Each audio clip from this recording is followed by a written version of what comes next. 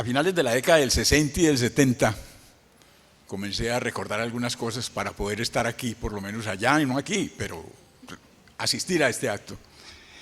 En esa época se trabajaba en muchas partes de Colombia y de América Latina en torno a la búsqueda de enfoques de una educación y una pedagogías alternativas. Y ahora lo mencionó la decana. ¿Y por qué? En primer lugar, porque en esa época la avalancha conceptual y política del desarrollismo, ¿no?, en educación, que se expresaba en muchas cosas que algunos de ustedes habrán estudiado o conocieron, como los INEM y el SENA, la educación no formal, bueno, de las cuales se podría hablar muchísimo. Pero por otro lado, en aquella época de esa avalancha conceptual y de ese ascenso del capitalismo, también se daba el ascenso de los movimientos campesinos, indígenas y obreros, y del movimiento estudiantil. Pues hay que recordar lo que significó el movimiento del año 68, cuando se instauró el nuevo modelo de los jóvenes en el mundo, ¿no?, o de la juventud en el mundo. Por otro lado, se daba en esa época un reacomodo de las fuerzas lideradas por los terratenientes y por los hacendados en el campo. Esta situación, pues, requería una respuesta cultural de la universidad y de sus profesores, sobre todo en las áreas de ciencias sociales y de educación. Por eso, comenzamos en aquel momento la construcción de una propuesta educativa humanista y democrática, pues como lo primero que nosotros pensamos.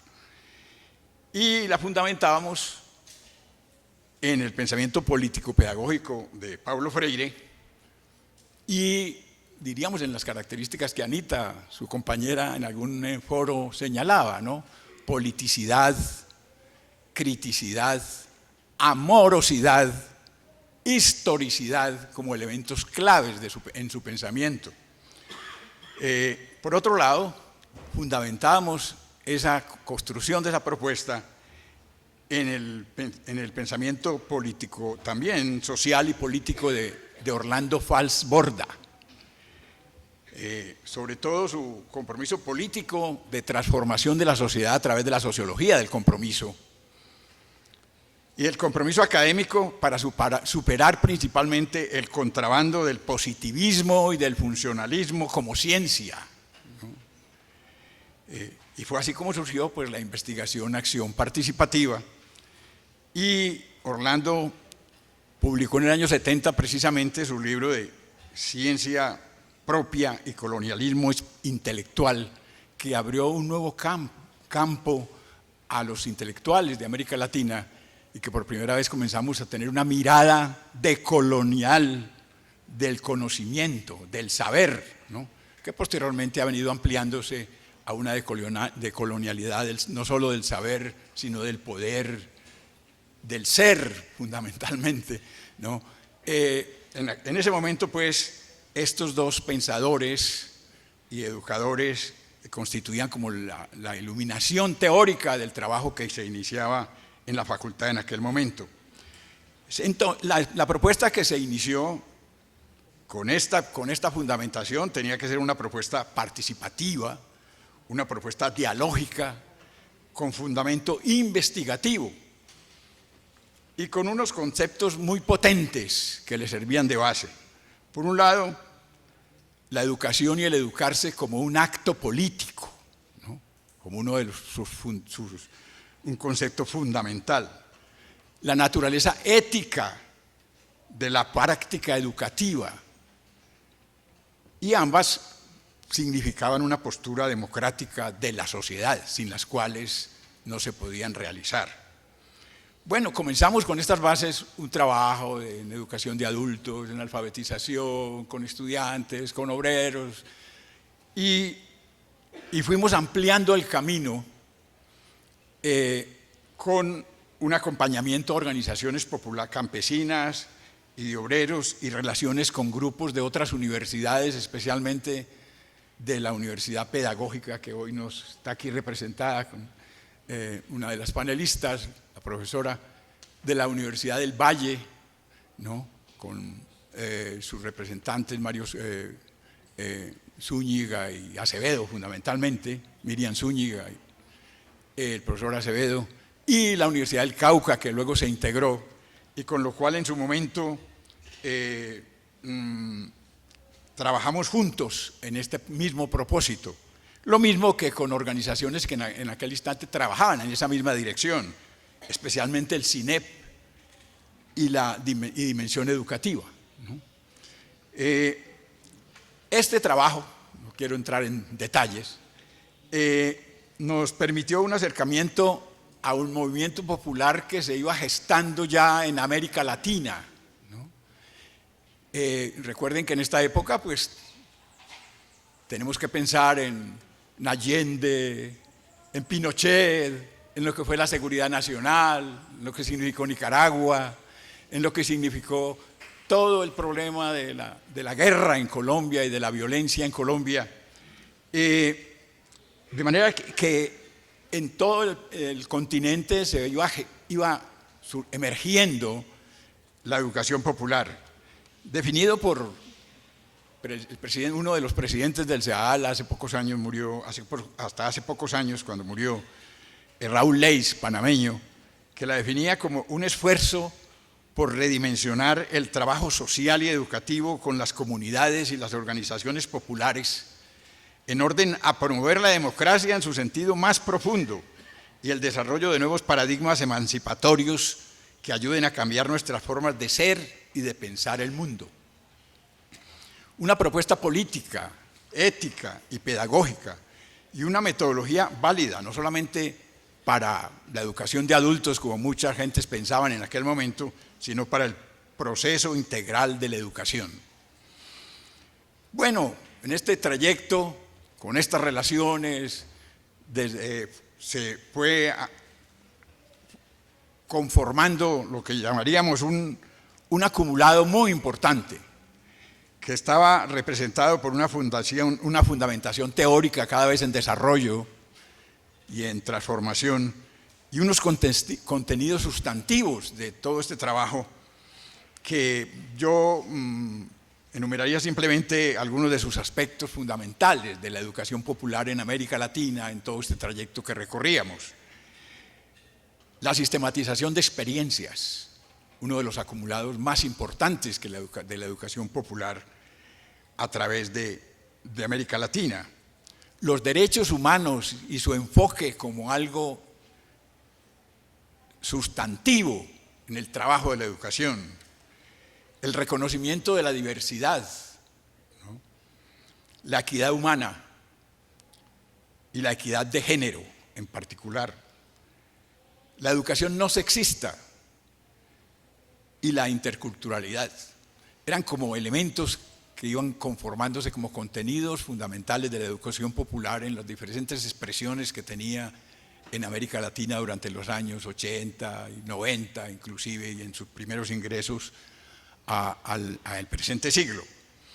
Pero como la educación popular tiene que responder a sus fundamentos y a sus fundadores, se transforma, va cambiando, pero transformándose y cambiando y enriqueciéndose. Tenemos que advertir que hay un pensamiento latinoamericano muy interesante, unas vertientes de pensamiento latinoamericano que han ido emergiendo también durante este transcurso. Y son vertientes del pensamiento crítico, dentro de las cuales, si uno mira, por ejemplo, como lo piensa Arturo Escobar, se podrían señalar en esas corrientes, vertientes del pensamiento crítico, las siguientes: las luchas del pensamiento desde abajo, ¿no? Que es una corriente que se va vislumbrando en América Latina. Las epistemologías del sur, ¿no? Pero cuando se dice del sur no es el sur geográfico, sino el sur de los oprimidos, de los explotados, de los campesinos, de los indígenas, de los excluidos. unas vertientes ligadas con las dinámicas de la tierra, que han adquirido una gran fuerza en este momento y que tienen que ser reconocidas por cualquier proceso educativo que se trabaje en América Latina. Y por otro lado, una gran cantidad de saberes y de conocimientos desde las comunidades que han trabajado durante todos estos años precisamente con y desde estos procesos y miradas educativas, desde las comunidades, las organizaciones populares y ciertos sectores de la sociedad y en permanente movimiento hacia su transformación. Todos pensando en otro mundo posible, otro mundo, ¿no? Sin lugar a dudas. Pero además, viendo esta emergencia de las vertientes del pensamiento crítico, he tenido oportunidad en este trayecto que ligeramente estoy esbozando de tener algunas experiencias que han significado mucho para mí. Una de ellas, el acercamiento que he podido tener en varios momentos en los proyectos que ya mencionaron aquí, mencionó la decana, particularmente el de la Madre Tierra y el de ruralidad, equidad y diversidad, ¿no? Dos grandes proyectos que en este paso que se está dando tendrán que estar ahí dialogando con todos los pensamientos en torno a la educación popular. Por otro lado, he tenido oportunidad de participar en un proyecto de la Universidad del Rosario sobre la coordinación entre el sistema, la jurisdicción especial indígena y el sistema nacional judicial, el sistema judicial nacional, con los pueblos de Cunadule de Urabá, en Verachamí de Risaralda y en Veradóvida del Chocó. Esa ha sido otra de las grandes experiencias de mis últimos años, muy importante. Por otro, el estar vinculado a Projudea y estar jalonando con otro grupo de compañeros un proyecto muy importante que es el de las personas mayores a la universidad, no simplemente como educandos, ¿no? Sino también como educadores, como sabedores. Y finalmente la pertenencia que tengo al grupo latinoamericano de especialistas en alfabetización y cultura escrita. Todas estas experiencias de los últimos años me han mostrado que la educación popular tiene que transformarse y dialogar e incorporar elementos de estas nuevas vertientes del pensamiento latinoamericano. De manera que en este momento yo diría que necesitamos una educación popular como aporte en la lucha por soluciones al horror que siguen provocando el terrorismo, la colonialidad y el mercado, y orientada fundamentalmente esta educación popular a construir y reconstruir vidas, ¿no? Para salir de este horror en el que nos encontramos. Como dijera aquí plantearía una educación popular que tendría que estar cruzada por algo que la decana ya mencionó, por las concepciones del buen vivir. Recuerdo lo que en la Cuarta Cumbre Continental Indígena y de Abya Yala se señalaba. El buen vivir, allí se decía, la vida es sagrada, la vida es armonía. El buen vivir es vida y armonía. Por otro lado, estaría cruzada esta educación popular por la interculturalidad crítica,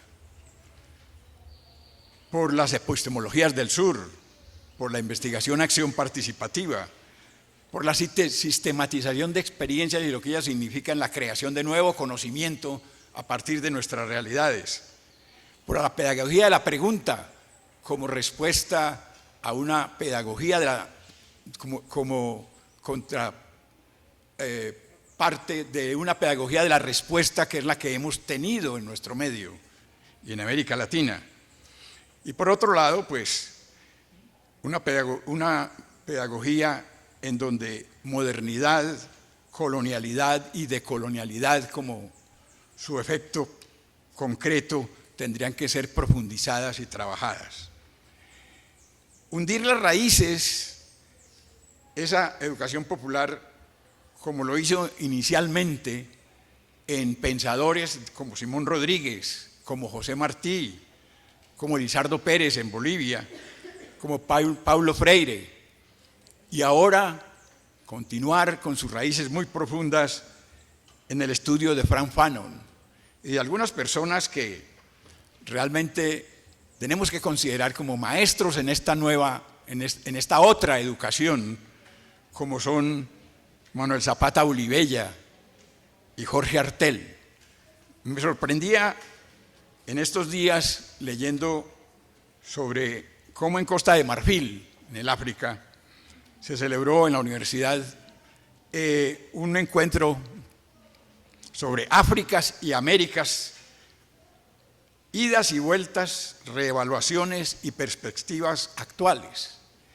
Y allí se presentaron 2 tesis doctorales precisamente, una sobre Manuel Zapata Olivella, que se titulaba Aproximación sociocrítica a Chambacú, Corral de Negros, la gran obra de Zapata Olivella, y una tesis sobre Jorge Artel, menos conocido que Zapata Olivella, y que se titulaba De la defensa de la identidad racial y cultural negra a vivir orgullosos de sus ancestros, una ancestralidad que mantiene su contemporaneidad para dialogar en la solución de los gravísimos problemas que estamos viviendo.